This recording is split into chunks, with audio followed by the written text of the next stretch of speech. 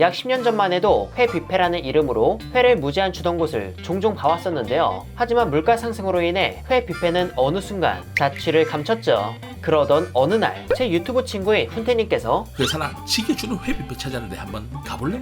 라고 하셔서 바로 따라가 보았습니다. 일단 이곳 4만원 이하의 가격에 회를 무제한 먹을 수 있어 개인적으로 만족스러웠고요. 음식의 가짓수가 많진 않지만 선택과 집중이 잘 된 그런 뷔페이기에 회 무한리필에 관심 있는 분이라면 이번 영상 끝까지 시청해 주시길 바랍니다. 회를 제대로 먹을 수 있는 신상회 뷔페 리뷰, 그 자세한 이야기는 영상을 통해 보시죠.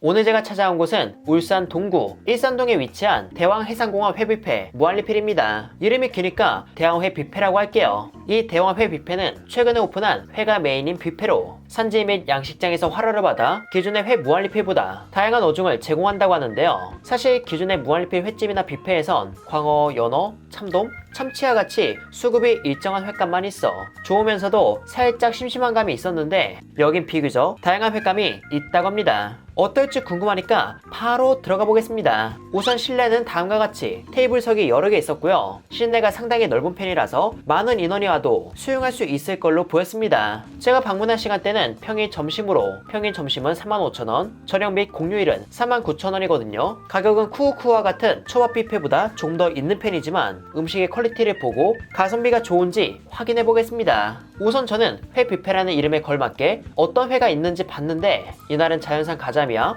양식 가송어인 밀치, 광어, 홍민어, 강도다리가 있었고요. 아래쪽엔 꼬막 무침과 육회가 있었습니다. 육회와 꼬막 무침도 맛있겠지만 이곳의 메인이라고 할 수 있는 회 위주로 먹어봤는데요. 일단 광어는 양식 광어로 연일 퀄리티가 일정한데 이곳에서 먹는 광어에 역시 뷔페라 해서 떨어지는 것 없이 쫄깃하며 탱탱한 살집과 함께 간장과 맛나 올라오는 단맛이 좋았습니다. 그리고 한쪽에 광어 지느러미도 있었는데 이건 뭐 오독오독 씹히며 지방의 고소함을 잔뜩 전해주어 고소한 게 땡길 때 한 번씩 먹기 좋았죠. 그 다음으로 먹은 자연산 가자미는 살짝의 찰기를 지니고 있었으나 살이 무르지 않고 쫄깃했으며 지방이 찼는지 살 속에 은은한 고소함도 있었습니다. 참고로 자연산 가자미는 새꽃이라서 억세지 않은 잔뼈가 씹혀 뼈의 고소함도 있었거든요. 그래서 자연산 흰살 생선임에도 맛의 개성을 꽤 느낄 수 있었습니다. 다만 뼈의 이물감이 불편한 정도는 아니지만 아예 없는 건 아니었기에 이런 식감을 선호하지 않는다면 이 생선 말고 이 생선을 드셔보시는 걸 추천드립니다. 그건 강도다리인데요. 강도다리도 광어와 마찬가지로 양식이지만 맛의 느낌이 다릅니다. 광어보다 작은 개체더라도 살이 단단하며 그 살의 단맛이 상당히 강한 편이고 가격 대비 맛이 좋은 어종이기도 하죠. 게다가 면처럼 길게 썰다 보니 기름진 지느러미 살도 같이 딸려오는 경우가 있어 고소함까지 즐길 수 있습니다. 저는 이걸 간장에 찍어서도 즐겼지만 한쪽에 있던 안게장을 가져와 살을 쭉 짜서 강도다리와 함께 먹었는데 이야, 진짜 환상입니다. 간장게장은 비리지 않으며 단맛이 감칠맛 좋게 담겨 있었고 간도 너무 짜지 않았는데 회와 함께 먹기에도 간이 적당했고 여기에 단맛, 감칠맛, 그리고 흔히 알이라 부르는 알집의 고소함도 느껴져 단순한 맛의 회를 하나의 요리처럼 만들어 주었습니다. 우리가 뷔페에 가서 평소에 아주 양껏 먹지 못한 걸 해소하듯 열정적으로 먹곤 하잖아요. 그런 점에서 단순 회만 먹기보단 이렇게 조합해서 드시는 걸 추천드립니다. 그리고 고소함과 단맛이 강한 생선은 간장에 비해 맛이 강한 막장과 마늘을 더해 쌈에 싸서 먹는 것도 별미고요. 이곳에서 제공하는 횟감 중 살이 달고 고소함을 지닌 횟감은 강도다리 외에 밀치라는 생선도 있는데 이것도 쌈으로 먹으면 아주 예술입니다. 양식으로 키워지는 과정에서 지방이 찬 밀치, 가성비 좋은 어종이지만 맛은 가성비와 별개로 좋다 생각하는 횟감이기에 밀치 역시 입에 맞는다면 집중 공략해도 좋을 것 같습니다. 그렇게 횟감들을 모두 먹고 다음 음식을 맛보려 했는데 먹고 나니까 새로운 회가 또 나왔더라고요. 이번에 나온 건 방어로 자연산 방어 중 크지 않은 활방어를 손질해 놓은 건데 회의 종류는 상황에 따라 조금씩 바뀌는 걸로 보였습니다. 아무튼 이 방어의 맛은 시기상 기름이 많지 않을 때지만 작은 크기임에도 기름이 아예 없는 건 아니었고요. 수주에서 헤엄치던 걸 바로 손질해 주어 방어의 식감은 밀도감이 있으면서 쫄깃 말랑했습니다. 그렇게 회를 싹 다 먹은 저는 초밥 코너로 향했는데 몇몇 블로그 후기를 보니까 초밥은 별로라고 적혀 있었거든요. 일단 비주얼은 다음과 같이 가루와사비의 초록색이 흰살 생선에 비치는 게 노포횟집의 초밥 같았습니다. 그래서 큰 기대를 하지 않고 먹어봤는데 기대를 하지 않아서일까요? 제 입에는 너무나 괜찮았습니다. 일단 뷔페의 초밥은 방치되면 밥이 딱딱해지는 게 문제잖아요. 그런데 이 초밥은 입에 넣고 살짝 씹으니 밥이 사르르 풀어졌습니다. 쥐고 나서 시간이 흘렀음에도 이렇게 밥이 풀린 이유는 바로 참기름,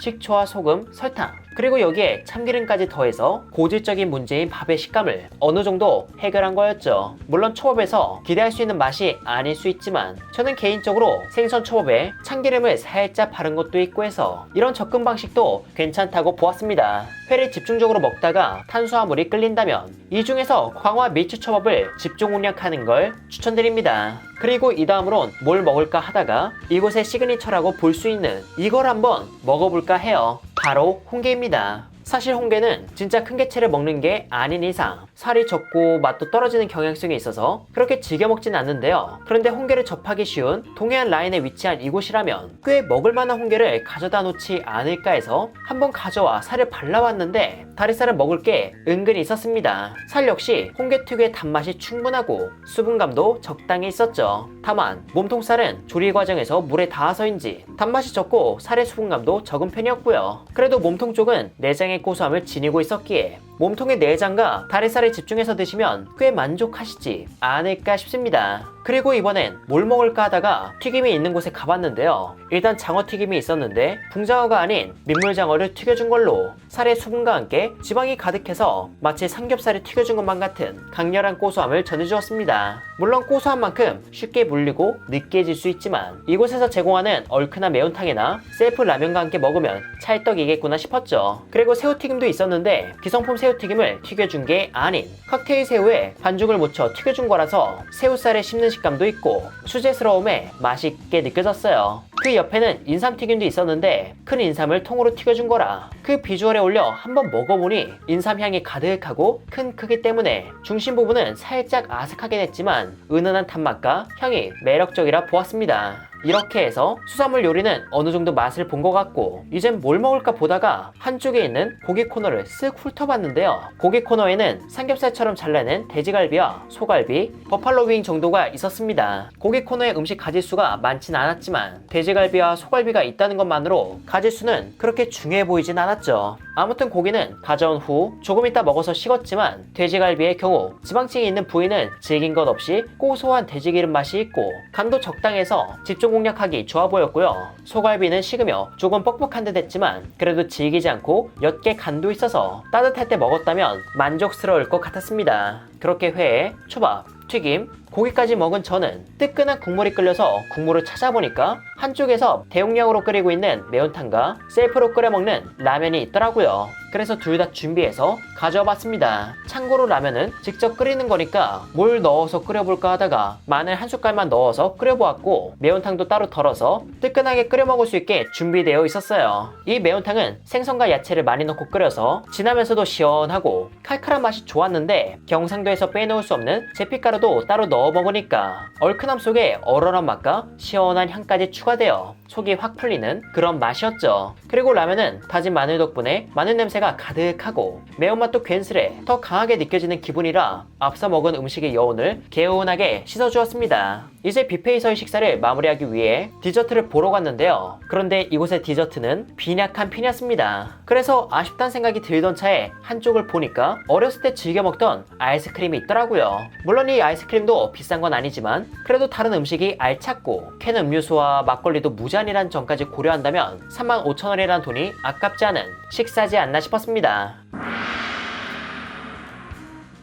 여러분, 이번 영상 재밌게 보셨나요? 개인적으로 저는 먼 것 빼고는 만족도가 높았습니다. 일단 민물장어도 즐길 수 있었고 무엇보다 회 종류가 다양했는데 제공되는 횟감도 달라지는 게 매력적이라 보았죠. 보니까 4,000원 더 비싼 저녁에는 이날 마침 들어온 자연산 감성돔을 내어준다고 하더라고요. 양식 횟감만 쓰는 게 아니고 자연산도 받아서 제공하기에 운만 따라준다면 가격 대비 더욱 알차게 즐길 수 있지 않을까 싶습니다. 정리하자면 음식의 가짓수가 많지 않지만 전반적으로 알찬 구성만 있었고 회의 구성은 연일 비슷하지만 일부 변동이 있다는 점, 디저트가 다소 빈약하지만 하드 아이스크림이 있었다. 이 정도가 될 것 같네요. 그리고 개인적으로 걱정되는 건 영상이 나간 이후 많은 손님이 방문했을 때 음식 리필이나 서비스가 잘 따라줄까인데 이 부분에 대해선 잘 해주기를 바라며 이 매력적인 식당이 많은 분들에게 행복을 전하길 바랍니다. 이렇게 해서 회사랑은 이만 인사드리도록 할게요. 그럼 여러분들 안녕.